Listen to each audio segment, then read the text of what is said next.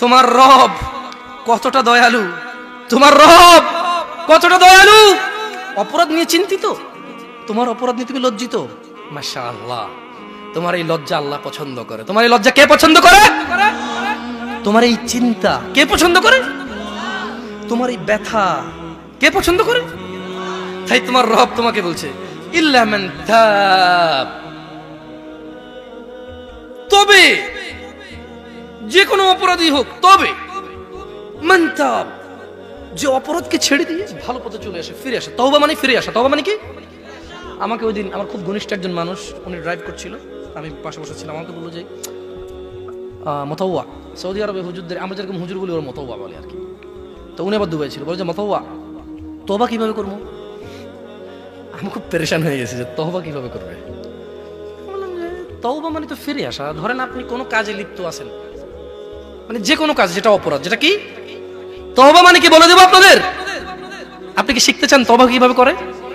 খুব সহজ, কোনো হুজুর লাগবে না, কোনো কোরআন খতম লাগবে না, কোনো কাউকে দাওয়াত দেওয়া লাগবে না। দিন হতে হবে জরুরি নয়, রাত হতে হবে জরুরি নয়, নামাজের সময় হতে হবে জরুরি নয়, জরুরি নয় ওযু থাকতে হবে। তওবা এখন এখানে করা যায়। তাওব মানে রিটার্ন। তাওব মানে কি? রিটার্ন মানে ফিরে আসা। ধরেন একটা লোক জিনা করে, সে বলে যে না আস্তাগফিরুল্লাহ, আল্লাহ আমাকে ক্ষমা করুন, আমি আর জিনা করব না। এই লোক তওবা করেছে। লোক কি করেছে? এরপরে সে যে তওবা করেছে এটা প্রমাণ হবে কিভাবে? সে যদি আর কোনোদিন আল্লাহকে ভয় করে জিনা না করে। বুঝে আসছে না? আসেনি? মদখোর বলল যে না আমি আর মদ খাবো না, কেন? আল্লাহ এটা অপছন্দ করে। তো এটা কিভাবে মানে তওবা বলে গণ্য হবে? যখন সে আর এই কাজ করবে না, যখন সে আর এই কাজ।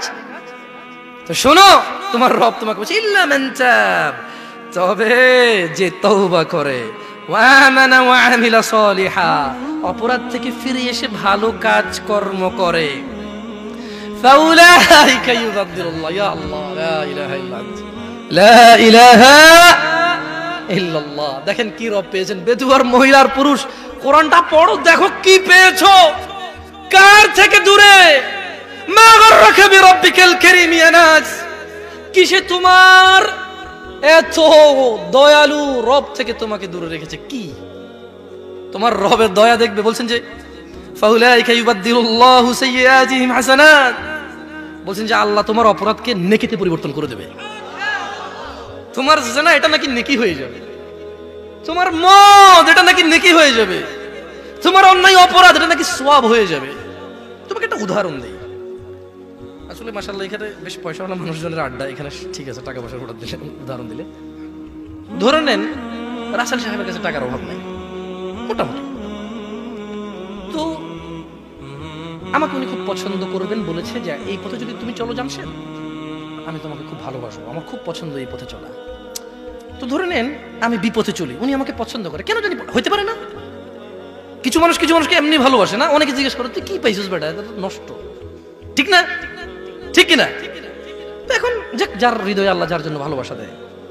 তো আমি খুব উল্টাপাল্টা চলাফেরা করার পরে একদিন ধরেন কোন একটা কাজ, জায়গা জমি সব বিক্রি করে একটা ভিসার ব্যবসা শুরু করছি। আর যেই লোকের সাথে শুরু করছি ওই লোক আমার সমস্ত টাকা পয়সা যা আমাকে দিয়েছে সবগুলো ধরেন 10 লাখ টাকা জাল টাকা দিছে। কয় লাখ টাকা জাল টাকা দিছে? 10 লাখ। আচ্ছা, এখন আমি খুব লজ্জিত। এবার ধরেন রাসেল সাহেব যাচ্ছে, আমি খুব মানে আগে যেরকম আমি ডোন্ট কেয়ার, কি care, don't care who is Russell সাহেব। হঠাৎ করে রাসেল সাহেব কিন্তু আমাকে ভালোবাসে নিঃস্বার্থভাবে। কিভাবে? আল্লাহ আমাদেরকে কিভাবে ভালোবাসে মনে রাখবেন কি রব পেয়েছেন। এবার রাসেল সাহেব আমাকে বললো যে কি জামশেদ কি হইলো, কি হুন্ডা কই, বাইক কই, গাড়ি কই, হ্যাঁ তারপরে ব্যাস লাইট কই। আমি বললাম যে আসলে ভাই আপনার কাছে সরি বলার জন্য অনেক চেষ্টা করছি, পাই নাই, আমি খুব বিপদে পড়ে গেছি। আচ্ছা বলো কি হয়েছে বলো। ধরুন উনি দেখতেছে যে আমার একটা উজ্জ্বল ভবিষ্যৎ আছে, আমাকে দিয়ে উনি কোনো কাজে লাগাইতে পারবে, উনি দেখতেছে যে সমাজ সংস্কার হবে। তো উনি বললো যে কি হয়েছে। আমি বললাম যে এই 10 লক্ষ টাকা এই আমাকে জাল টাকা দিয়ে চলে গেছে, খোঁজ পাচ্ছি না, এখন আমি বাড়িতে গেলে আমার ঘর দুয়ার যা আছে সব মানুষ উঠে নিয়ে চলে যাবে। তিনি বললেন যে আচ্ছা আমি তোমাকে 10 লাখ টাকার ব্যবস্থা করতেছি, তো তুমি কিন্তু আর এইসব আজে বাজে কাজে যোগ দিবা না, আর ভালো হয়ে চলবা। তো একটা মানুষ যদি ভালোবাসার কারণে কারো 10 লক্ষ টাকা জাল টাকা নিয়ে যদি ওকে আসল টাকা দিতে পারে, আল্লাহ কি মানুষের অপরাধকে নেকিতে পরিবর্তন করতে পারে না? কি রব পেয়েছ মানুষ, কি রব পেয়েছ। কার থেকে দূরে তুমি কার কিতাব পড়ো না, তুমি কার কথা পড়ো না? তুমি দেখেছো কখনো তিনি তোমাকে কত ভালোবাসে? তিনি বলছেন ওয়া কানা আল্লাহু গফুরার রহিমা। তিনি বলছেন নিশ্চয়ই আল্লাহ অতীব দয়ালু ক্ষমাশীল। তাহলে তিনি তোমার অপরাধকে নেকিতে পরিবর্তন করবে কখন বলো তো? এই যে তোমরা ওয়াজ শোনো, বুঝো না, আল্লাহ মুসিবত, আল্লাহ একটু মনোযোগ দিয়ে শুনতে হবে। ইল্লা মান তাব, তবে যে ব্যক্তি অপরাধ থেকে ফিরে এসে ওয়া আমিলা সালিহা, নেক কাজ করবে, মানে অপরাধ ছেড়ে দিয়ে ভালো কাজ করবে, তার অপরাধকে আল্লাহ কি করবে? কি করবে? কেন নেকিতে পরিবর্তন করবে? ওয়া কানা আল্লাহু গফুরার রহিমা, কারণ আল্লাহ অতীব দয়ালু ক্ষমাশীল, এই জন্য তিনি এটা করে দিবেন।